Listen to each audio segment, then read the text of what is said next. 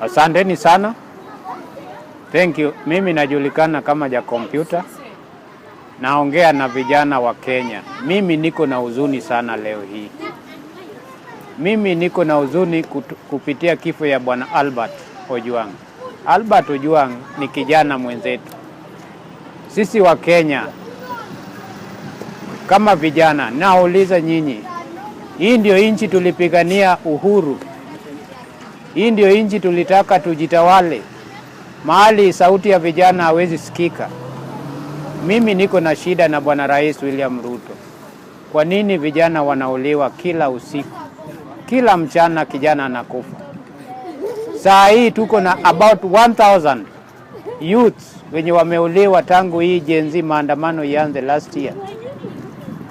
Mr. President, mimi nakuuliza, who is in charge of your police officers? Nani ametupea polisi bunduki wakuje waangaishe vijana? Bwana Ojwang anatolewa kwa mikono ya babake, wazazi. Anatolewa Homa Bay, anakuja kuuliwa Nairobi. Na wewe kama rais, amiri jeshi mkuu, wewe umenyamaza. Minister of Interior Bwana Murkomen, wewe unakubali watoto, wananchi, vijana wa nchi wako wanauliwa na umenyamaza kama Minister wa Interior. Sisi kama vijana tuko na uchungu sana. Tuko na uchungu sana juu tukiona vijana wanauliwa hivi, sisi tunaogopa. Lakini tunajua dhumuni yetu ni kusema government kama inafanya makosa lazima tuseme. Bwana President, tunakuuliza, hii scandal Bwana Lagat amekuwa implicated. Ni lini tutaona arrest ya wale watu wenye wamepora pesa ya Wakenya? 100 million Kenya shillings sio pesa kidogo. Unapata vijana wanauliwa juu wanasema ukweli. Hii ndio nchi tunataka kama wana Kenya. Kwa nini mnamaliza vijana? Vijana wanauliwa na wanawacha familia kubwa, ndogo sana. Wengi wanawacha young families yenye hata wamama wenye wanabaki hawezi walea. Kijana anauliwa ako na mtoto mmoja, bibi mdogo, na yeye tu ndio kijana kwa hiyo familia. Je, hii ni ungwana? Hii ni haki kweli?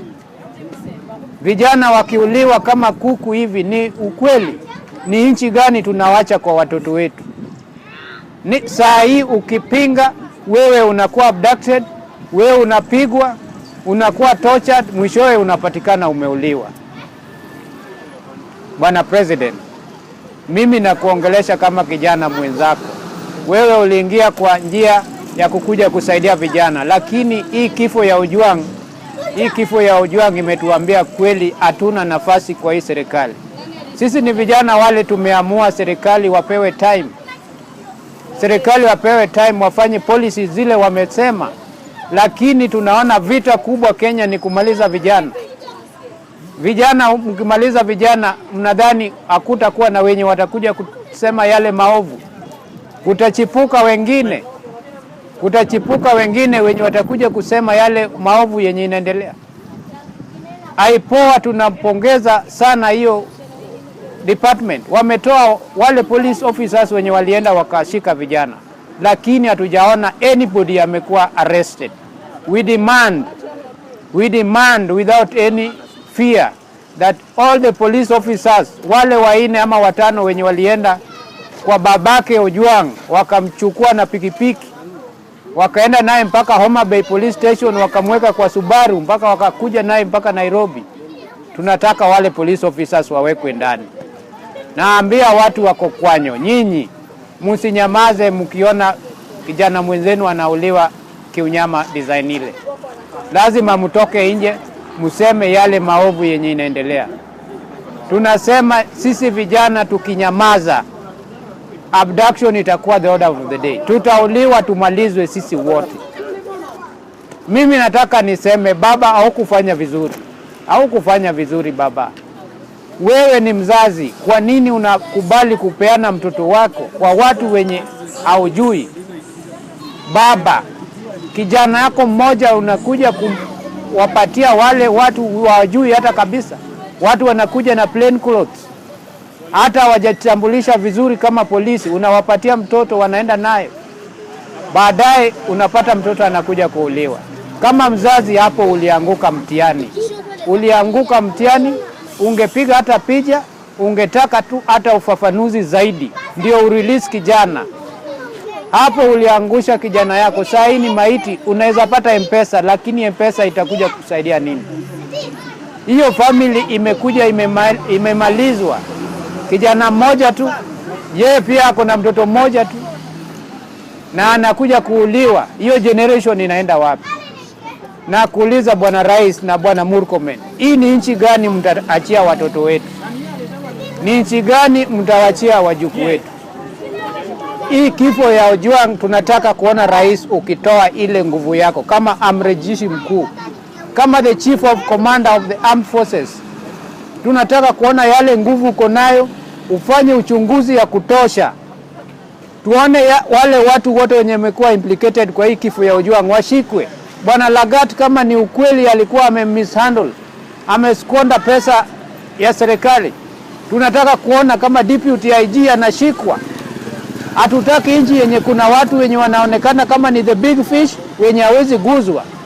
Vijana tutaongea na tutasema yale maovu, tutasema na heshima yenye inahitajika, lakini hatuwezi kubali vijana kupigwa risasi kiolela, kuuliwa hivyo tu. Na unasema jamaa amegonga kichwa, unaweza gonga kichwa aje na unapatikana hata na alama za visu. Ojwang aliuliwa kiunyama, a very painful death, na rais hajaongea, deputy president hajaongea, Murkomen hajashika hata mtu mmoja aweke ndani. Hii ni nchi gani kama tunamaliza vijana? Hii ni nchi gani tunaachia watoto wetu? Kama vijana wenye wanasema yale maovu inaendelea, wote wanamalizwa. Hii ndio nchi tulisema tunataka, nchi ya uhuru. Tulipata uhuru kwa wazungu, lakini tumepata wale wakoloni wa Afrika, weusi wenzetu wenye hawataki uongee yale yenye inaendelea. Tunaambia vijana haswa jenzi, msikubali hata Kalonzo ama leader yoyote awaambie mkue mstari wa mbele, muende maandamano. Tunataka wale pia watoke, familia zao wakue mbele mstari. Kama hii maandamano yenye tunapanga 25th, tunataka hata wale politicians tuone watoto wao wakitoka nje. Hatutaki kusikia ati Gen Z mtoke nje, wao watakuwa kwa magari nyuma yetu. Watu wakipigwa marisasi hawatakuwa wanapigwa. Nyinyi pia mtoe watoto wenu, tuende kwa barabara, tudai haki ya Ojwang. Tuone ni nini ilifanya waue Ojwang. Ni nini sisi vijana tunaweza fanya ndio tusimamishe hizi maovu yenye endelea. Rais, tunakuambia kama hutawahi rekebisha hii mambo ya abduction ndio itakupeleka nyumbani. Hakuna kitu ingine mbaya kama kuchukua maisha ya mtu. Ni Mungu tu peke yake ndiye anaruhusiwa kuchukua life ya mtu. Tunakuambia Bwana Rais, chukua jukumu kama yako kibinafsi.